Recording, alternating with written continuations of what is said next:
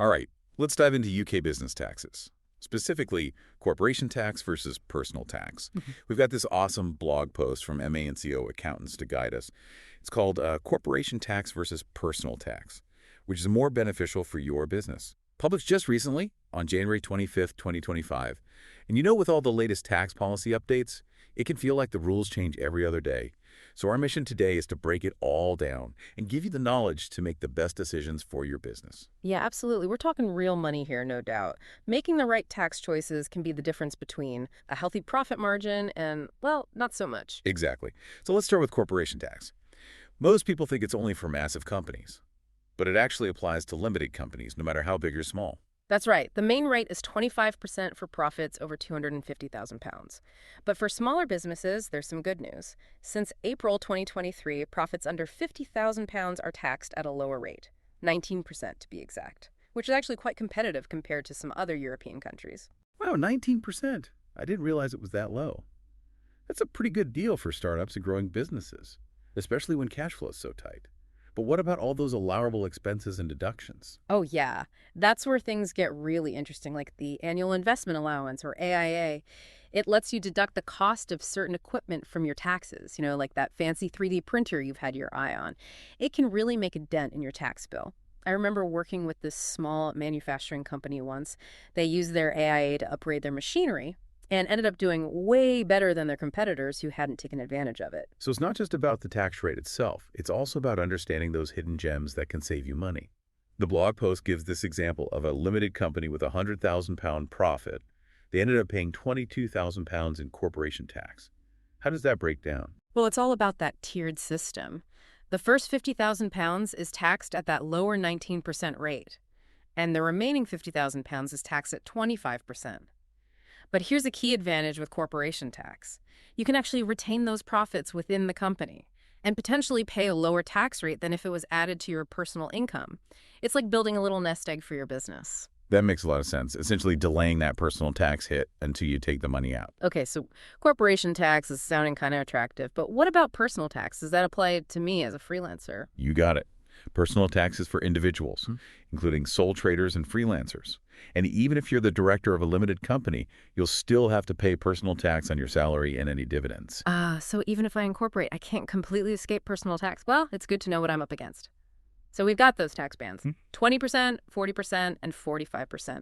And then the tax-free personal allowance of £12,570. And of course, the dividend tax with its £500 tax-free allowance, at least as of 2024. It's a lot to keep track of.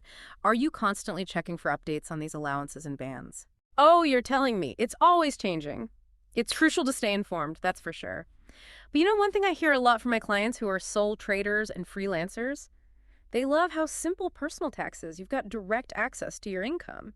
And it's generally less of an administrative burden compared to corporation tax. Simplicity is definitely appealing, especially when you're running a business and wearing all the hats. Speaking of examples, the blog post mentioned a sole trader making £60,000 and paying $11,486 purchase in personal tax. So how do you decide which system is right for you? It seems like they both have their pros and cons. Yeah, it's like choosing between a Swiss Army knife Yeah. and a simple but reliable pocket knife.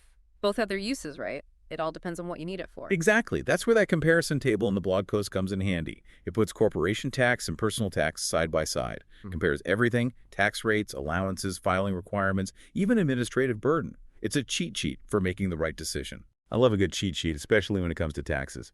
You know what really helps to bring this all to life, though? Real-world examples. The blog post has a couple of case studies. I'm curious to hear your take on them. Oh, I love case studies, me too. It's where the theory meets reality. The first one is about a small marketing firm. They made the switch from being a sole trader to a limited company. And get this, they saved a whopping £9,500 in taxes. Wow, £9,500 in taxes. Wow, £9,500. Okay, I'm all ears. How do they manage that? Well, they were smart about it. They used dividends to distribute profits at a lower tax rate. Plus, they were able to claim deductions for all their office expenses, knocked another £2,000 off their tax bill. Really goes to show that structuring your business strategically can make a huge difference. That's impressive. Makes me wonder, are there any red flags to look out for? Signs that it might be time to consider switching from personal to corporation tax? That's a great question. One big clue is if your profits are consistently above that 50,000 pound mark. That's when the lower corporation tax rate really starts to work its magic. Also, if you're reinvesting a good chunk of your profits back into the business, a limited company structure can offer some real tax benefits there. So it's not just about taking money out. It's about how you're using those profits to grow and scale your business. Exactly. Now, the second case study is about a freelance graphic designer. They decided to stay as a sole trader, and for them, it was the right call. I'm guessing their income was below that 50,000 pound sweet spot. You got it. And they really valued the simplicity of the self-assessment process. Filing their taxes was easy peasy. They didn't need the added complexity of running a limited company. Sometimes the simplest solution really is the best, isn't it? But let's not forget about those constant tax policy updates. It feels like there's a new announcement every week. How do you keep up with it all? It can be overwhelming, I'll give you that. But we're lucky to live in the information age, right? HMRC's website is a goldmine. Tons of resources there. And accounting firms like MANCO are always putting out updates and guides.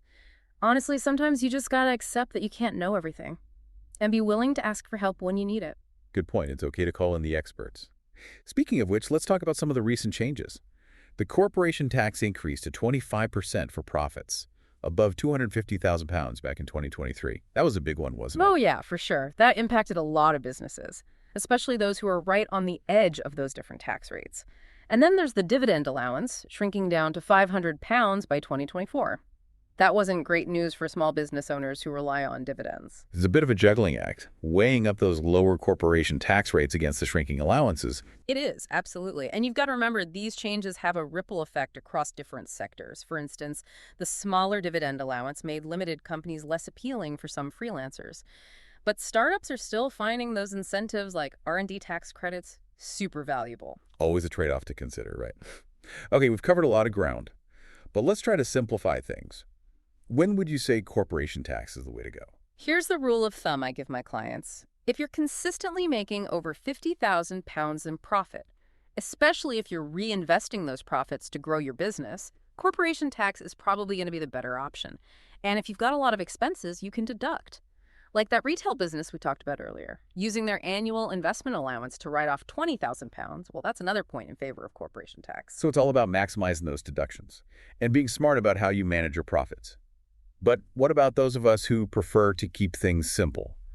When does personal tax make more sense? Personal tax is often a winner for freelancers and sole traders, especially if they're earning less than 50,000 pounds. Let's face it, sometimes you just want easy access to your money without the headache of managing a complex company structure. Absolutely, like that freelance writer from the blog post. Sticking with the self-assessment process just made sense for them. They wanted to keep things simple and efficient. But even if you're leaning towards personal tax right now, wouldn't you say it's still a good idea to stay informed about corporation tax? You never know how your business might change down the line. Absolutely. Knowledge is power, especially when it comes to taxes. Right, so we've gone deep into corporation tax and personal tax. But we've only just scratched the surface. If you could leave our listeners with one key takeaway, what would it be? I think the most important thing to remember is there's no one-size-fits-all answer when it comes to this stuff. The best choice for you depends on your individual situation, your business goals, and even your personal preferences. It's all about finding the right fit for your unique journey. And this deep dive has given our listeners the tools to start asking the right questions.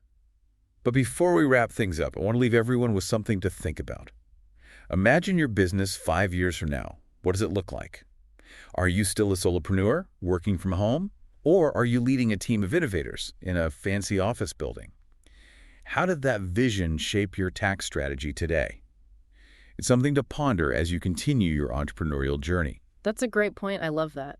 It's all about thinking long-term and making sure your business structure can evolve with you. Even if you're starting small now, it's worth considering how you might scale up later. It can save you a lot of trouble down the road. It's like laying the foundation for a skyscraper. Even if you're only building a bungalow for now, you never know how high you might want to go. Exactly. And don't forget, those tax laws are always changing, so what works today might not be the best solution tomorrow. You got to stay adaptable. It's like a game of chess, always thinking a few moves ahead.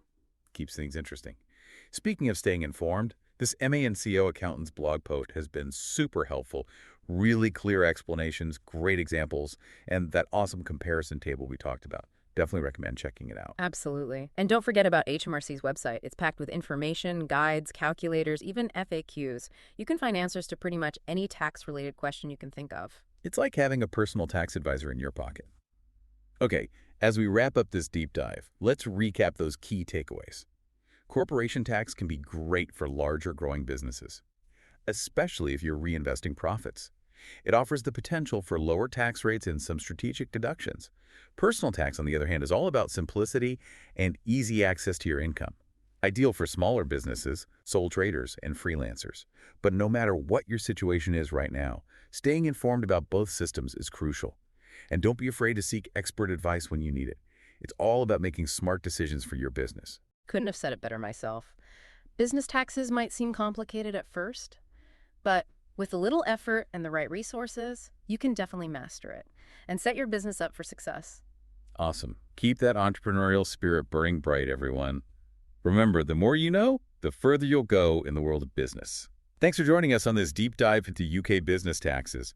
Until next time, happy strategizing. Yeah, it really is. It's like laying the groundwork for the future. And remember, those tax laws, they never stand still. What works today might not work tomorrow, so you got to stay flexible, be ready to adapt. Right, always stay ahead of the game. Speaking of staying informed, this blog post from MANCO Accountants has been a lifesaver. Super clear, easy to understand, and that comparison table. Genius. Everyone should check it out. Definitely. And don't forget about HMRC's website. It's a treasure trove of info, guides, calculators, FAQs, you name it. It's like having a personal tax guru in your pocket. All right, time to wrap up this deep dive. Let's recap the main points. Corporation tax, generally a good fit for bigger businesses, especially those reinvesting profits. Potential for lower tax rates and some strategic deductions. Personal tax, all about simplicity and getting your hands on your income quickly. Perfect for smaller businesses, sole traders, and freelancers. But no matter what your situation is right now, stay informed. Knowledge is power, right? And don't hesitate to reach out to the experts if you need help. It's all about making smart choices for your business.